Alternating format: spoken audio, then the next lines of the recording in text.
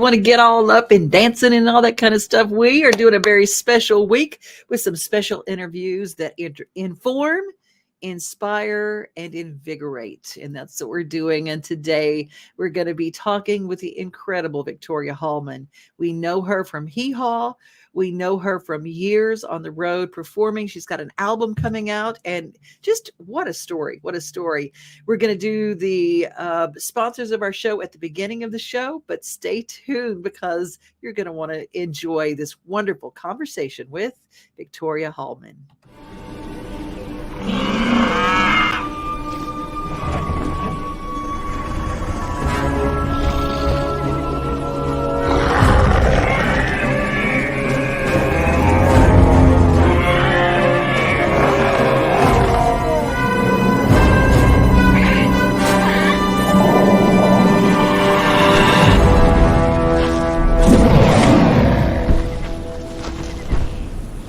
You can't see the sights without the sounds.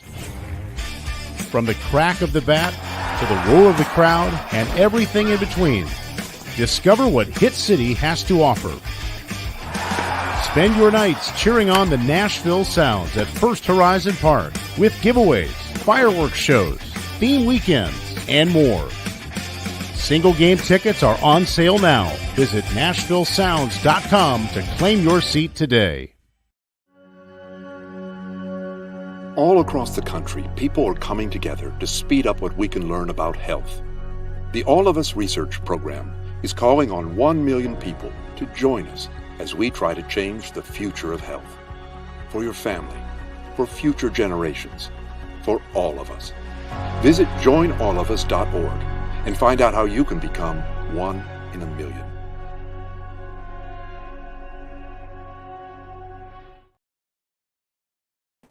We are here with the absolutely stunningly beautiful Victoria Hallman. Uber fan. I just think, whatever you got, you need to bottle up and be part of the to tell people, how do you keep all of this going? I mean, Woo! Goodness. Thank you. Well, you're one to talk. I think I just told you before we went on the air that I want your dermatologist name. But thank you very much. I don't know. How am I looking? You look fantastic. Former HeeHaw honey. HeeHaw was very, very good to you, wasn't it? Oh, it was great. I mean, I went on the show, as you know, as one of the Buckaroos, I was singing with Buck Owens. And never dreamed. I just didn't think those girls, the HeeHaw honeys, were so beautiful, as you know. And it never occurred to me that I might become one. But apparently they thought HeeHaw honey.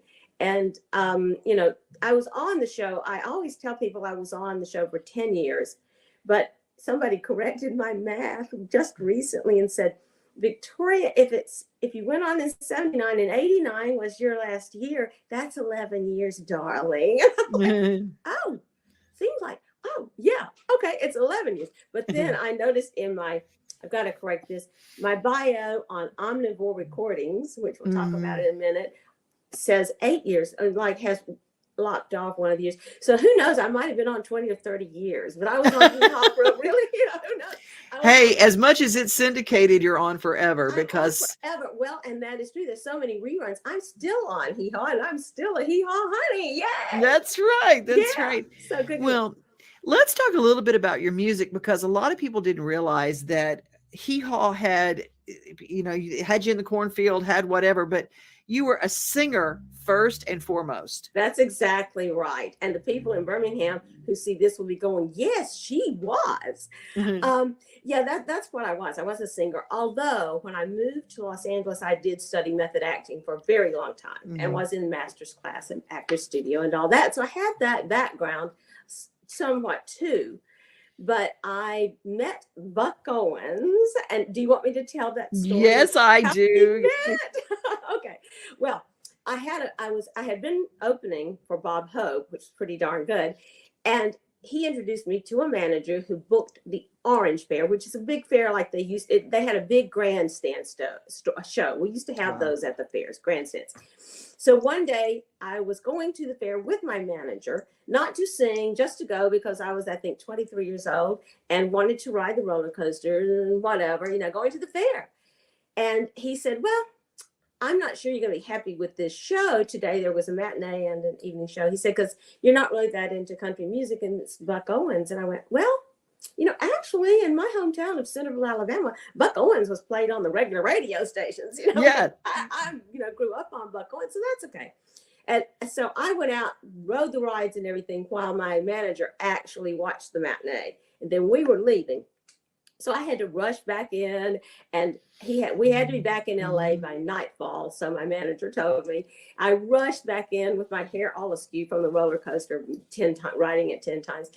And I entered a doorway and went around a corner and ran smack into this man and looked up and up and up, and it was Buck Owens. Holy cow, what have I done? Well, Buck, it was tall anyway, but in his cowboy boots and his big hat, he was like 6'6", or something with all that added. I'm 5'3", so I was, and my manager magically appeared by me. Of course he did. I've just, his clients just run into Buck Owens, and he said, hello, Buck, and they shook hands, and he said, this is Vicki Hallman, which was my name then. I mean, Victoria's my name, but nickname. Yeah. And he said, she's a really good little country singer, and you need a girl in your act. Well, it was true. Buck almost always did have a girl in his act, and he didn't. So his manager was standing by him, Jack McFadden, and he said, well, Jack, he said, why don't we take her in the dressing room and get Don and his guitar, and let's see how she sounds. So I'm listening. Well, see, I had never sung country music. I was a rock singer. Then I was, and not, kind of a Great American Songbook and that, but never country.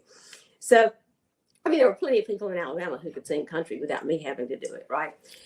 So we went in the dressing room, and I was kind of looking around, not knowing. I really didn't understand what was going on. We were just, I had kind of heard that.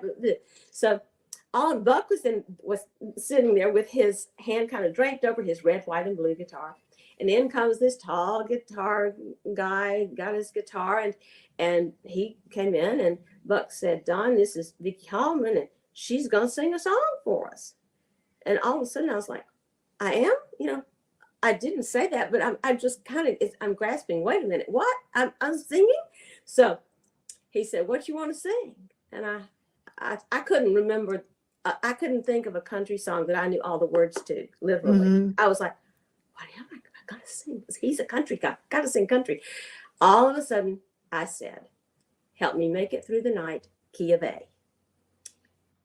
Well, it was a pop song, but it was country, it was country enough. So I sang it, and Buck said, well, that was good. He said, why don't you come out on stage and sing it with us? And there's 5,000 people in the audience. And I went, okay. That's the answer.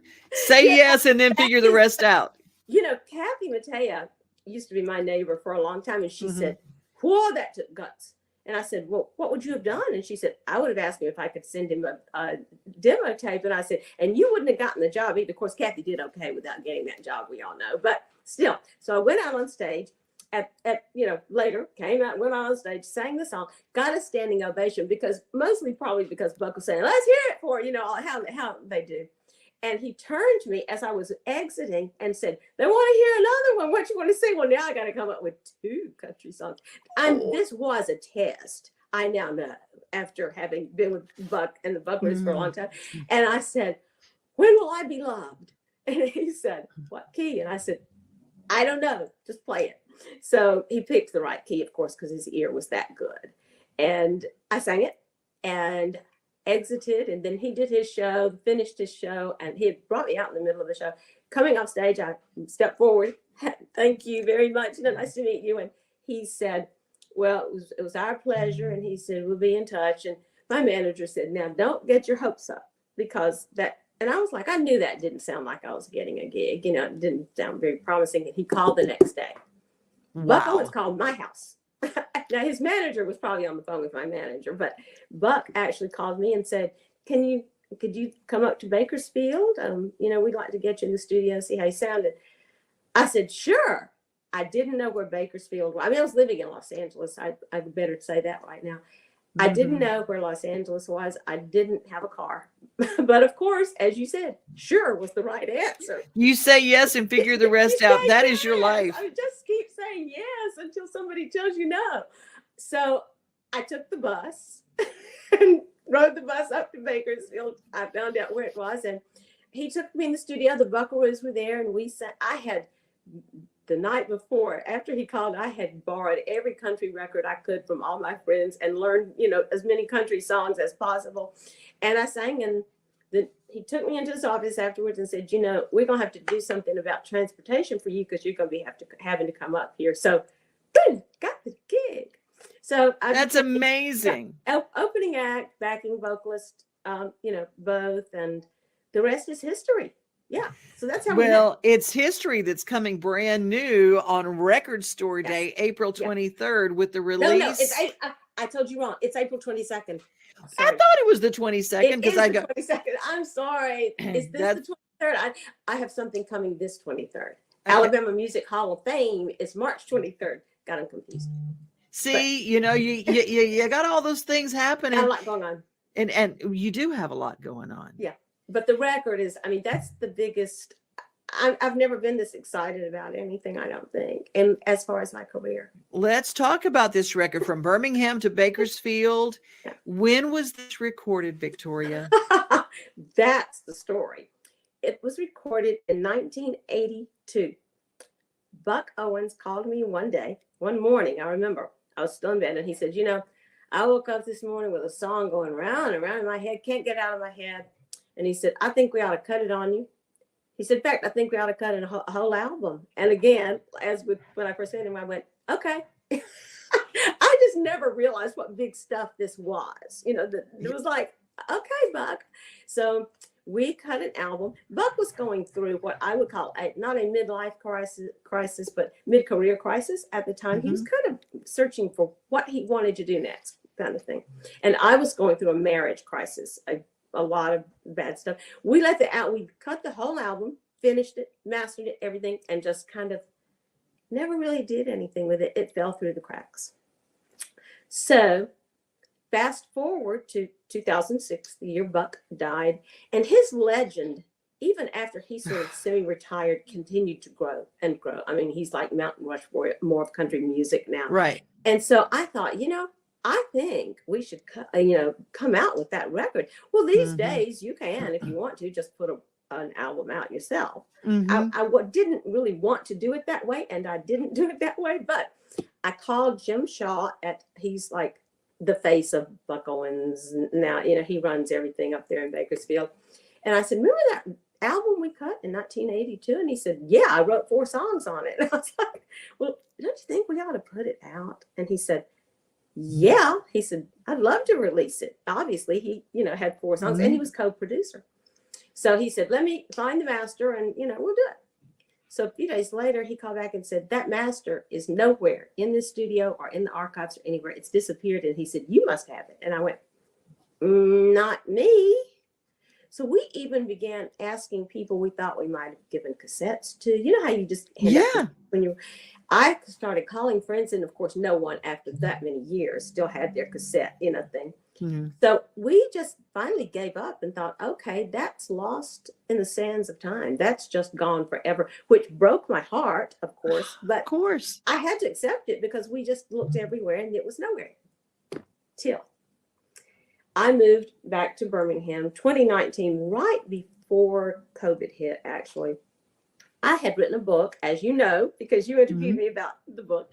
And I was a member of the Authors Guild in New York. They got in touch and said some person whose name I'd never heard, Joe Cornelis, hi Joe, was trying to get in touch with me. And was it okay if they forwarded his email? And I said, okay, So what had happened? He was a record collector. And he said that he had found one of my albums. It was an album with my name on it at a garage sale in Los Angeles. And I went, oh, now I had cut an album in Birmingham much before I went, long before all this.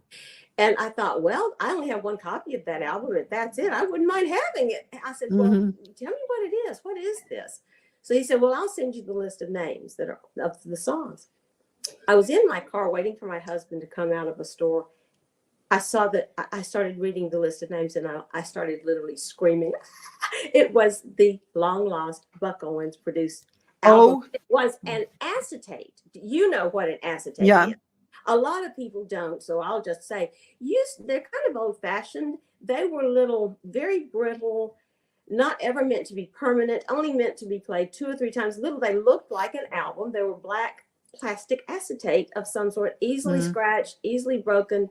But Buck, I now know, always wanted to hear things on the turntable. He didn't like doing it with cassette or anything else, and nothing else existed then. So he would always have an acetate made of everything he did.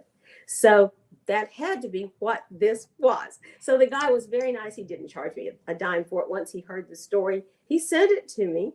He was in Los Angeles, a yard sale in Los Angeles. Wow. And it came to me.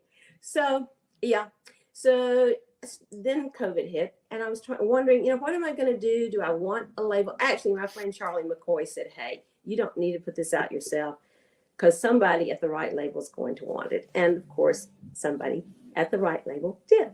So now it's finally, after much back and forth about what to do, where to do, it's being put out by a Los Angeles label. So it's kind of back, it's like from Birmingham to Bakersfield. It's kind of gone back to where it started in a way, because Buck Owens started in Los Angeles, his recording career. And it's all come full circle, and it's like a miracle. Yeah. It is so fun and so wonderful, and I cannot wait. Now, are you going to do some things like video or anything with some of the songs? Or yeah, well, right now they've released one single. It's called "Bottle Up My Tears," and they're releasing another single. I think this is all prior to Record Store Day. But they do it, when you sign with a label, the thing is, you're no longer really in control. I mean, they are nice enough to give me say so on some things, but I didn't even know the first single had come out until somebody told me. Bottle Up My Tears. And then there's another one that's coming out, the second single. I'm not sure the date. It's called Lay Your Heart on Mine. And it was actually written by a Birmingham songwriter who became not a songwriter. I ran into him one day when we were cutting the album that Buck produced, and he handed me this song, and it's the one that they chose as the second single. So it's a nice thing, that he's going to be very surprised. Well, I'm excited. April 22nd, Record Store Day, the vinyl of this amazing record. It's like beautiful.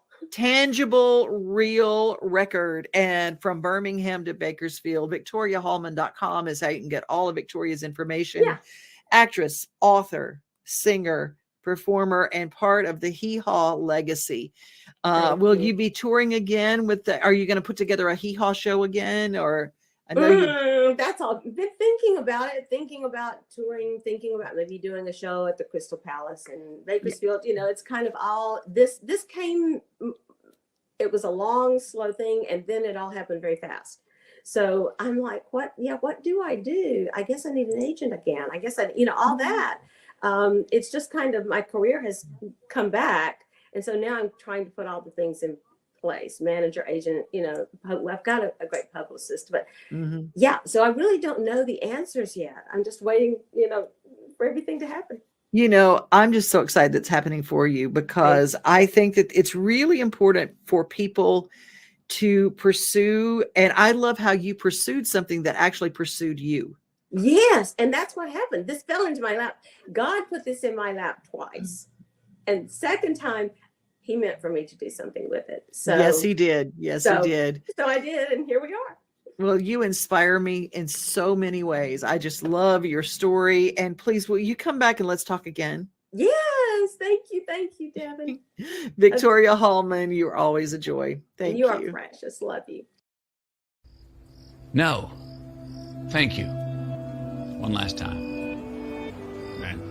My family thought I was off my rocker. I remember my brothers called an intervention. They said, "What is your major malfunction, little brother?" I wondered if they were right. But I had to admit to myself, I couldn't waver from my decision. Why? Had to find out.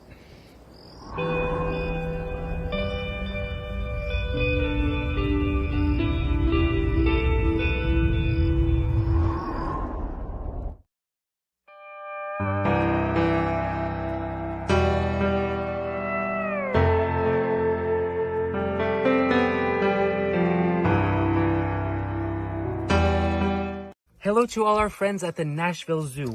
We are here in the Brazilian Cerrado, adjusting the collar on a juvenile albino giant anteater. And this is a very special giant anteater.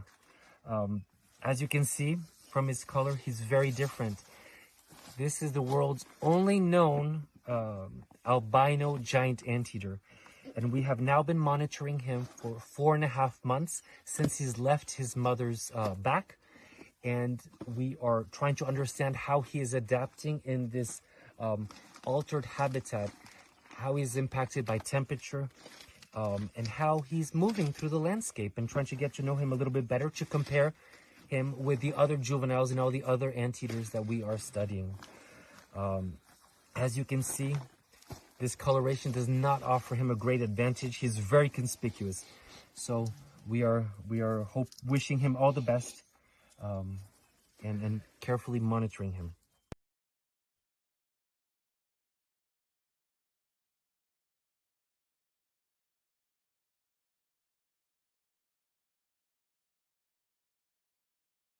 Let me try that again. There's so many things going on in Nashville. I wanted to tell you some of those. I was looking up some of the things that are happening. Let me make sure that I've got my calendar in front of me so I can follow along and find out some of the things that we can find. Market in the Park has already been, so let me get to, here's what's coming up. The Spring Fling, it's coming up, the Nashville Flea Market. Lots of things for sale, lots of things to do. And should you be looking for a job and you've always had kind of a feel for the forestry industry, well, there is a class coming up. If you want to become a master logger, the Tennessee Department of Agriculture has started a 5-day course. It's coming in May of 2023. You can go online and get information about it by going to tn.gov/Department of Agriculture. And the Department of Agriculture is the one that's doing these courses, and it's really, really cool. Right now, a lot of people are looking at their houses and they're doing some spring cleaning on the inside, but they're also doing some spring cleaning on the outside. And you're thinking, what I might do with maybe a tax refund? What might I do in creating something to make my space just a little bit better? I want to tell you about my friends at Mid-South Exteriors. Mid-South, whether it's windows, you might have some leakage going on in the windows. You just might have some issues with your electric bill being extra high because there are leaks in your windows. Maybe you need some new siding. Maybe it has been beat to death with all of the storms that we've had. Well, I tell you where to go.